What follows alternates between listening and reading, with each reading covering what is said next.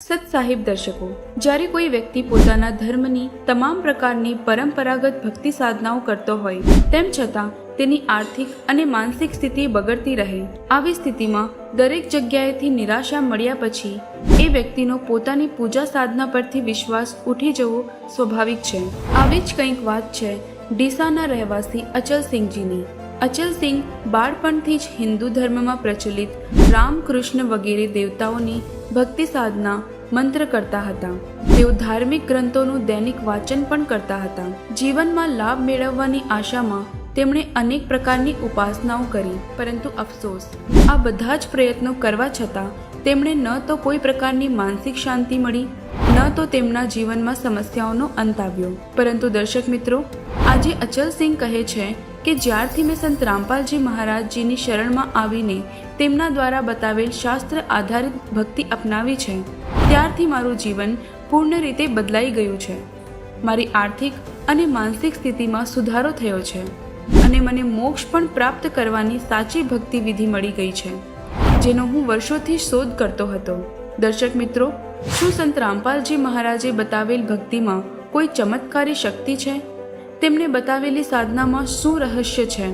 તે જાણવા માટે ચાલો આપણે સાંભળીએ અચલસિંહના જીવનની વાત તેમના જ શબ્દોમાં.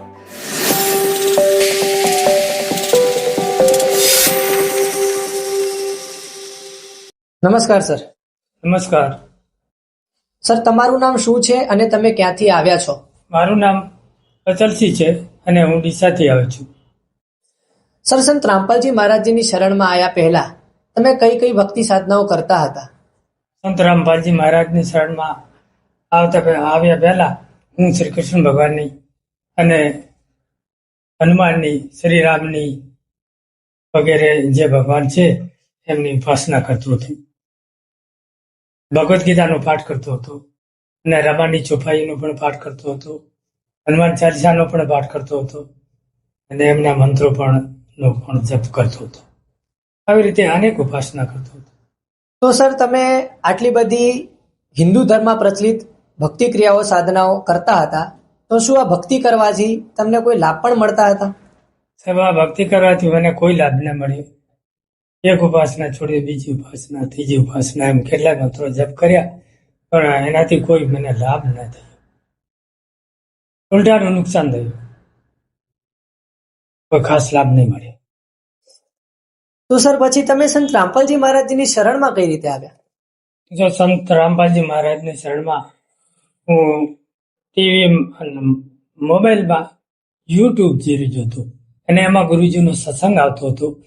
એ સત્સંગ મેં 15 દાડાથી 1 મહિના જેવું સાંભળ્યું અને એમાં નીચે ફોન નંબર પણ આવતો હતો સતલોક આશ્રમ ભરવાલાનો, અને એ નંબર જે રહ્યો ને એના પર મેં ફોન કર્યો. એટલે એનાથી મને એમણે કીધું કે તમે કયા જિલ્લામાંથી બોલો છો? તો બનાસકાંઠા જિલ્લા અને ગુજરાત રાજ્યમાંથી. તો કે ત્યાં અમારું નામદાન કેન્દ્ર છે બારપુરમાં, એટલે ત્યાં જઈને તમે નામદાન લેશો એટલે તમને સતભક્તિ કરવાનો મોકો મળશે. એના પછી મેં નામ લીધું પાલનપુરમાં આવીને. સર, જે પણ શ્રદ્ધાળુ સંત રામપાલજી મહારાજજી પાસેથી નામ દીક્ષા લઈ લે છે, તે તમામ શ્રદ્ધાળુઓને ઘણા બધા આર્થિક, શારીરિક, માનસિક જેવા લાભો પ્રાપ્ત થતા હોય છે. તો શું તમને પણ એવા કોઈ લાભ પ્રાપ્ત થયા?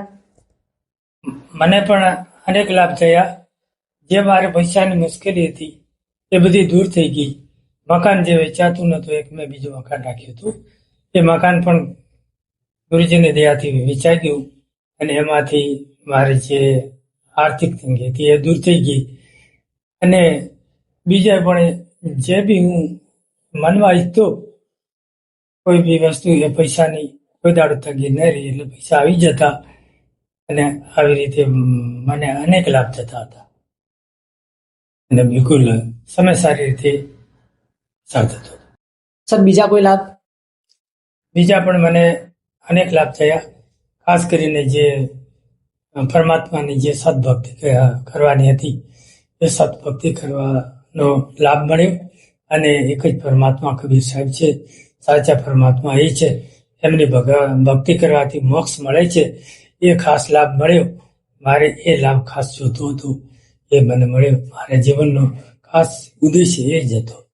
મને મનમાં જે શાંતિ નથી એ મનમાં શાંતિ મળી, અને જે હું જાતે ભટકતો હતો પરમાત્માની શોધમાં, એ સંત રામપાલજી મહારાજ અને કબીર સાહેબની ભક્તિ કરવાથી એ મન શાંત થયું, અને એકદમ મને ભગવાન કોણ છે એની પણ જે જાણકારી મળી, અને પરમાત્માએ મારું મન એકદમ શાંત કરી દીધું, અને ક્યાંય ભટકવાનું કે એવું કશું રહ્યું નહીં, અને મને સરસ રીતે એમ ભગવાનની ભક્તિ કરવાનું, સતભક્તિ કરવાનું મોકો મળ્યો. સર, તમે જેમ કહ્યું કે કબીર સાહેબ પૂર્ણ પરમાત્મા છે, તો સર શું તમારી પાસે કોઈ પ્રમાણ પણ છે?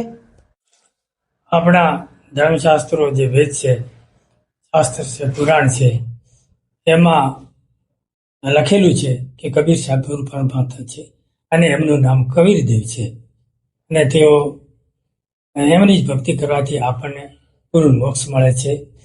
અને એ જો આપણે બધા એ શાસ્ત્રો વાંચીએ તો એમાંથી પૂર્ણ પરમાત્મા કબીર સાહેબ છે એવી શાંતિ મળી રહે. અને એ વાત સંત રામપાલજી મહારાજે સારી રીતે સમજાવી છે, અને આપણે પણ એ વાંચીશું તો એમાંથી એ વાત જાણવા મળશે કે ભગવાન કોણ છે.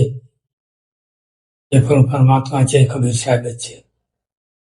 સર, જે પણ શ્રદ્ધાળુ અત્યારે તમારો અનુભવ જોઈ રહ્યા છે, એવું થઈ શકે કે તેમના જીવનમાં પણ તેઓ ઘણી બધી સમસ્યાઓથી હાલ જૂજી રહ્યા હોય.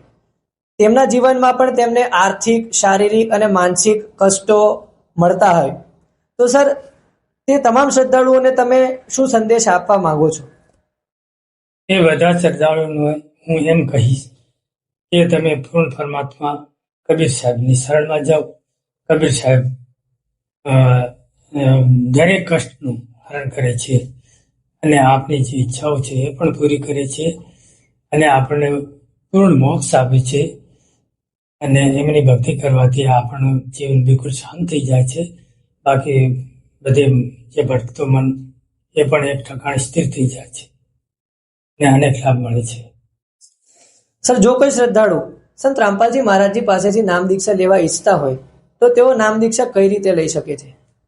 જો કોઈને નામ દીક્ષા લેવી હોય તો યુટ્યુબ ચેનલ ઉપર સંત રામપાલજી મહારાજનું પ્રવચન સત્સંગ આવે છે, તો એમાં નીચે પીળી પટ્ટી છે, એમાં નંબર લખેલું હોય છે સટલોક આશ્રમનું, અને એના પર ફોન કરવાથી આપણને સામેથી ફોન આવે કે તમે ક્યાં રાજ્યથી, જિલ્લામાંથી બોલો છો, અને ત્યાં નામદાન કેન્દ્ર હોય છે, અને ત્યાં જઈને નામદાન લઈ શકાય છે. ધન્યવાદ સર. સચ્ચાઈ.